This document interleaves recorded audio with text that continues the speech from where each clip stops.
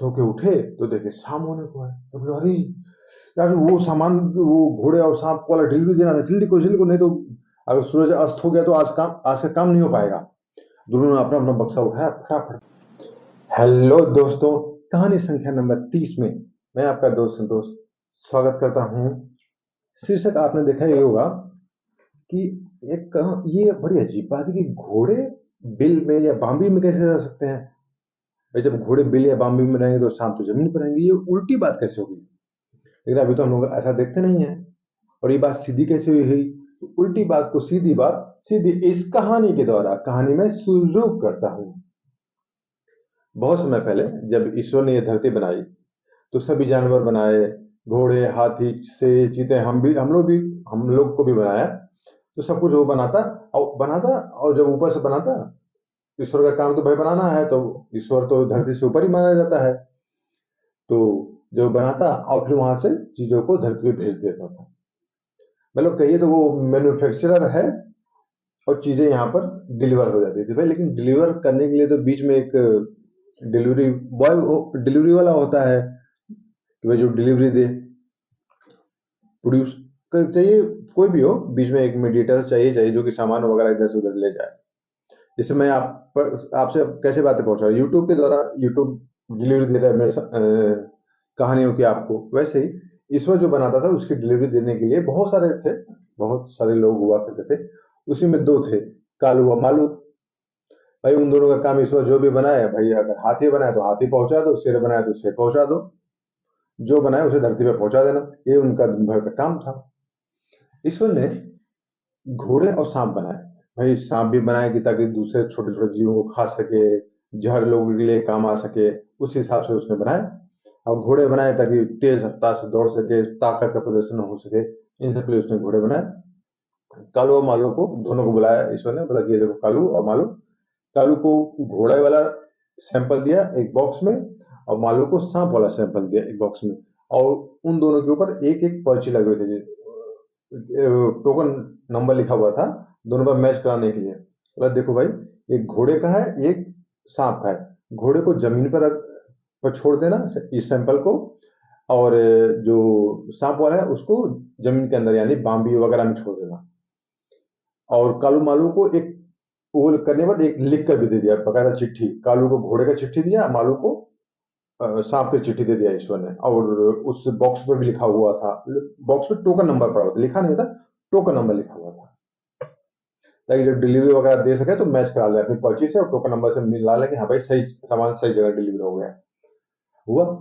भाई कालू मालू आए। भाई ये धरती बहुत सुंदर है, ईश्वर भी इस पर अवतार लेते ही हैं, बहुत सुंदर है। आए कालू मालू, बेचारे गर्मी का मौसम लगा हुआ था, उनको भी बहुत धूप धूप लग रही थी। बोले बाप रे, काम तो बहुत पड़ता है हम लोग को, कोई आराम भी नहीं, क्या करे। तो देखे क्या, कुछ दूर पर एक ऐसी छोटी सी झोपड़ी में शहद बेच रहे थे। एक बूढ़ा था, शहद बेच रहा था, ठंडा ठंडा शहद, ऊपर से गर्मी का मौसम। अब उन दोनों को लगा कि भाई अब शहद पी लो तो बहुत अमृत मिल जाए। उन्होंने अपना अपना बॉक्स लिया था, एक हाथ में बॉक्स लिया और एक थोड़ा सा शहद ले लिया, बूढ़े से खरीद लिया। पहचान में नहीं आते थे, वो सामान्य व्यक्ति का रूप धर लिया करते थे, यही उन लोगों की खासियत थी, पहचान में आए नहीं। बूढ़े ने उनको शहद बेच दिया। उन्होंने एक एक गिलास पिया बड़ा सा, और फिर अंदर थोड़ा सा अंदर जंगल में जाकर तो उन्होंने बोला, बहुत आराम मिला यार, थोड़ा आराम कर लेते हैं। कल वो लोग दोनों अभी ठंडा शहद, गर्मी का मौसम पी करके तो आराम से अपना सो गए।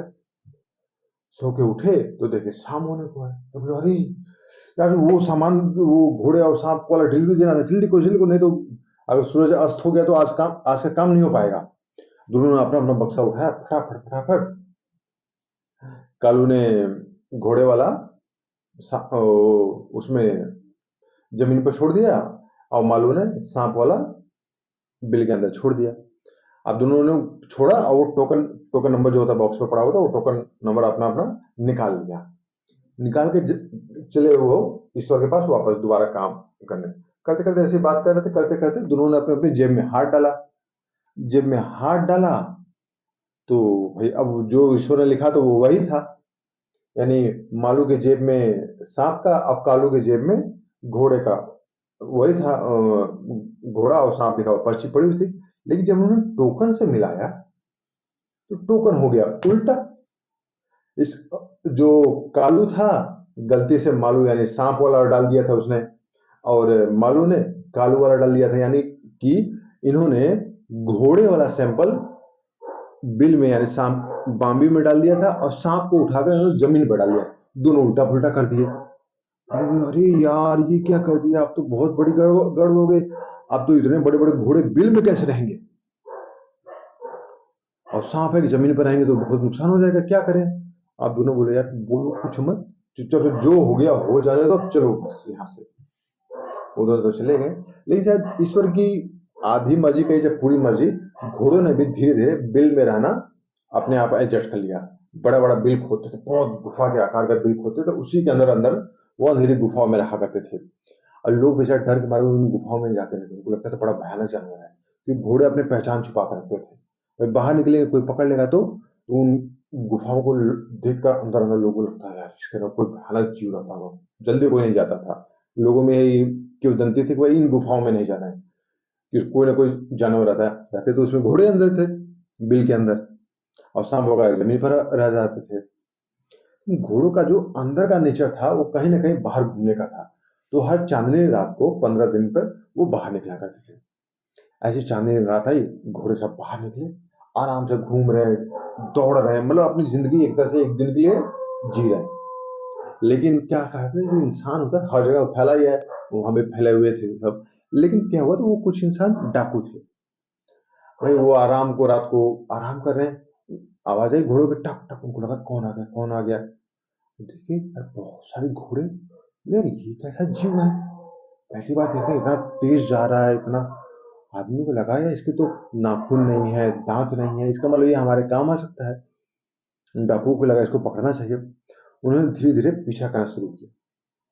पीछा किया तो उस जगह पे पहुंच गए। अच्छा यार हम इनको सोचते थे इसमें तो कुछ खतरनाक जानवर रहता है, यहाँ तो ये बिना पंजे और बिना दांत वाले जानवर रहते हैं, इनको तो हम लोग आराम से पकड़ सकते हैं। और ऐसे 15 दिन उन्होंने फिर इंतजार किया। 15 दिन बाद जब घोड़े वापस बाहर निकले, उन्होंने अब जाल में पकड़ना स्टार्ट कर दिया। अब ऐसे ऐसे, अब वो तो अब बेधड़क, अब उनसे और लोगों को भी पता लगा, लोगों ने भी पकड़ना स्टार्ट कर दिया, और बेधड़क बिल में घुस जाते थे। और बड़े बड़े बिल भी तो थे, 10-10 फुट के, ड्राम सब घुस को घोड़े को घोड़े क्या आक्रमण करेंगे किसी पे, थोड़ा बहुत दुलत्ती चला सकते हैं या कुछ कर सकते हैं, और तो कुछ था नहीं।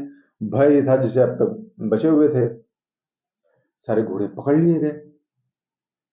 अब सांप तो जैसे भी थे वो अपने आप को बचा कर रखे हुए थे, क्योंकि जल्दी उनके नजदीक कोई जाता नहीं था, जमीन पर ही रहते थे, लेकिन दूरी दूर इंसान मुझसे रहता, लेकिन घोड़ों को सभी को पकड़ लिया था।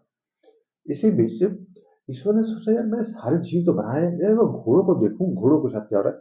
ईश्वर ने ऊपर से देखा, देखा सारे के सारे घोड़े कैद। अब ईश्वर बोले यार ये कैसे हो गया, मैंने इनको बनाया है तो इंसानों के लिए ही बनाया है एक तरह से कहो, ये सारे के सारे कैद क्यों हो गए, इंसान को एक एक दो दो करके इस्तेमाल करना चाहिए, अचानक से कैद क्यों कर लिया सारे इंसानों ने सबको। ईश्वर ने कालू मालू को बुलाया, बोला क्या बात है भाई, ये इंसानों ने सारे घोड़े क्यों पकड़ लिए सारे के सारे, एक दो पकड़ते धीरे धीरे इस्तेमाल करते, कुछ जंगल में रहते कुछ ऐसे रहते, ऐसा क्यों हो गया। अब कालू मालू डर के मारे उन्होंने अपना टोकन नंबर और पर्ची दिखाया, बोला महाराज ये उल्टा पुल्टा हो गया दोनों। इसको बोले तुम पागल, घोड़ों को तुमने बिल में डाल दिया। बोले अब भी जाओ, अब भी जाओ, कैसे भी घोड़ों को और सांपों को दोनों को अलग करके ठीक करके आओ, नहीं तो मैं तुम्हें सूरज के पास फेंक दूंगा। इस वजह से धमका दिया। अब खालू मालू दोनों बेचारे बोले यार अब क्या करें, चलो खैर धरती पर वापस आए। आए तो उन्होंने कहा कि चलो डाकू के पास चले, डाकू को देखा यार डाकू को कैसे वश में करे, तो उनको इंसान वाला तरीका याद आया। बोले कालू बोला मैं छला बन जाता हूँ और मालू तुम छबीली बन जाओ। दोनों कालू मालू छला छबीली बन गए। छला छबीली बन के नाच वाच गाने लगे, करते करते डाकू के शिविर में पहुंचे। अब डाकू भाई नाच गाना, डाकू को सब क्या सभी को अच्छा लगता है, छला छबीली को देख के वो भी छला छबीली के साथ चुप चुप चुप चुप चुप चुप सारे के सारे लगे लगे नाचने। जब सभी लगे नाचने झूमने, पहरेदारी वहरदारी सबने सबकी सब छोड़ दी। जो छबीली थी धीरे धीरे उनके खाने में थोड़ा थोड़ा वो बेहोशी की दवा मिलाने लगी, एक एक बूंद एक एक बूंद एक एक बूंद करके मिलाने लगी। बाद में जब छेला छबीले का डांस हो गया तो सबने कहा भाई खाना खाओ। छेला छबीली भी थोड़ा बहुत नाटक करते रहे कि हाँ हाँ हम खा रहे हैं, और जब डाकू भी खाना खाए खाए तो सबको ऐसा नींद लग गई। नींद लग गई तो भाई तुरंत छला छबीले अपने असली रूप में आए, सारे के सारे घोड़ों को आजाद करके।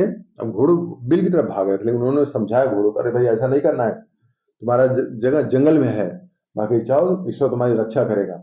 और सब सांपों को भी पकड़ के लेकर आए थे वो, सांपों को भी पकड़ के लाए, सांपों को वापस बिल में डाल दिया, तो तुम सब की जगह ये बिल में रहो। अब सांप और घोड़े तुम सब यहाँ जमीन पर दौड़ो, तुम लोग इसी के लिए बने हो। अब कालू मालू ने सब कुछ ठीक कर दिया, और उसके बाद अब तक घोड़े हमेशा जंगल में दौड़ते हैं, इंसान उनको प्रयोग करते हैं, और सांप हमेशा बिल में, अंधेरी गुफाओं वगैरह इसी में छुपे रहते हैं।